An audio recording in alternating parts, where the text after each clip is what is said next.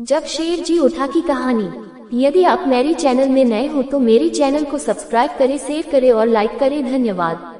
बहुत समय पहले की बात है। द्रोण नगरी में 4 दोस्त रहा करते थे। उन चारों में से 3 ब्राह्मण कई तरह की विद्याओं में निपुण थे, जबकि चौथे के पास किसी तरह की विद्या नहीं, लेकिन वह बहुत बुद्धिमान था।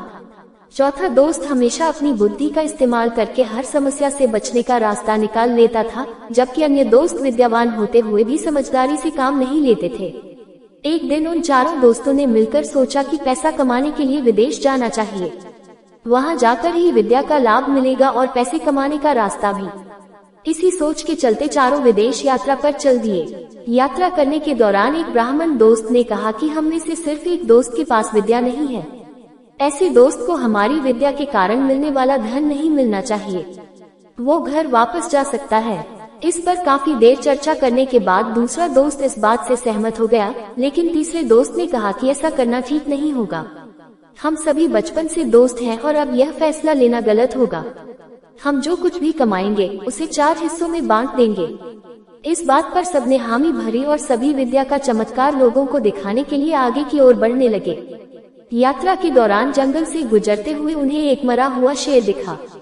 सभी ब्राह्मणों ने कहा कि हम अपनी विद्या के चमत्कार से इस शेर को जिंदा कर देंगे, इससे हमें बहुत यश और कीर्ति मिलेगी। तीनों ब्राह्मण दोस्त उसे जिंदा करने में लग गए, लेकिन चौथे बुद्धिमान दोस्त ने उन्हें ऐसा करने से मना किया। उसने कहा कि अगर तुम लोग इसे जिंदा कर दोगे तो वह जिंदा होते ही हम सबको खा जाएगा। चौथे दोस्त के बहुत कहने के बावजूद तीनों दोस्त नहीं माने। उनमें से एक ब्राह्मण शेर की अस्थियों को समेटने लगा, तो दूसरा उसके अंग को और चौथा उसके शरीर में प्राण डालने की कोशिश करता रहा।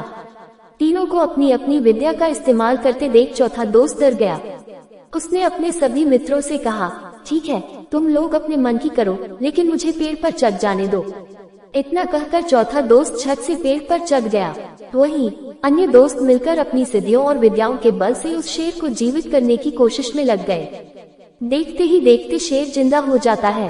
शेर जैसे ही जिंदा हुआ वह अपने आसपास 3 ब्राह्मणों को देखते ही उन्हें मार डालता है, जबकि पेड़ पर चढ़ा चौथा दोस्त अपनी समझदारी से बच जाता है। कहानी से सीख। शेर जी उठा कहानी यही सीख देती है कि विद्या के नशे में चूर होकर किसी काम को नहीं करना चाहिए। हर काम को करते हुए उसके अच्छे और बुरे दोनों परिणाम के बारे में सोचना जरूरी है। सिर्फ विद्या में निपुणता ही नहीं, बल्कि बुद्धि का होना भी जरूरी होता है। पूरी कहानी सुनने के लिए धन्यवाद।